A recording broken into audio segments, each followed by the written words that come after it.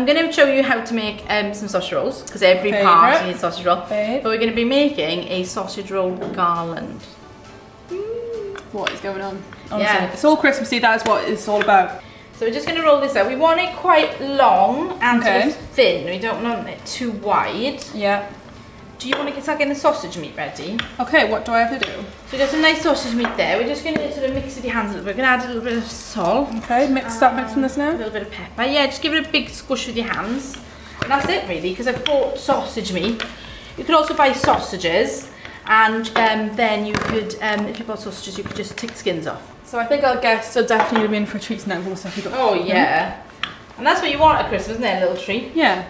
Okay, so this is ready now, but we're not going to put our sausage meat straight on. What I've got here is some homemade Christmas chutney that I've made. Do you like chutney? Love chutney. Now this is quite a strong chutney. I put this got all sorts in it: plums, pears, apple, raisins, onions. Yeah. All sort of slow cooked down. This is actually last year's. That's why it's so dark. Yeah. Because I make it one year and then eat it the next. That's amazing. That's the best way of having it. Then take the sausage meat and we're going to turn it into a sausage. It's quite good to have a little bit damp hands when you do this. It doesn't stick like yours did. They did. Now I tell her. Now she tells me. And you want to make it into sort of a long sausage shape. So I've got my egg wash over here. Right. I'm going to wash down one side. This is to make it stick. Okay. It's just like sticking it together then, yeah? Yeah, effectively. We're going to roll it up. Yeah.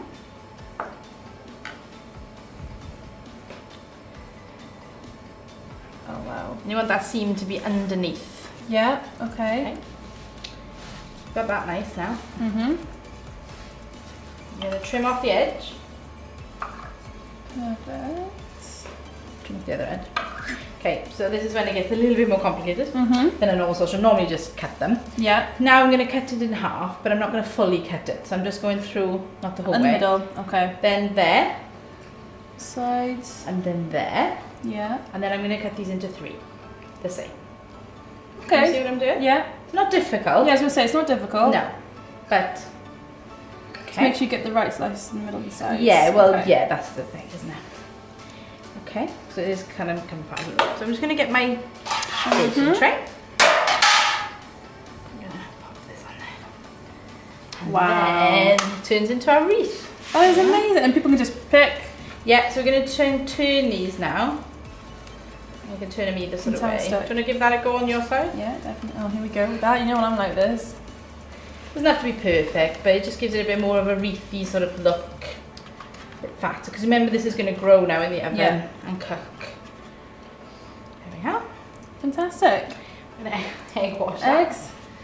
So I guess people put some dip in the middle maybe. You could put some dip in the middle. I'd probably serve a bit more of my chutney in the middle. Yeah. Or if I was serving it for kids, ketchup. Yeah. You know, but whatever you sort of want. And we're going to make it really festive when we serve it up later. It's going to look really pretty.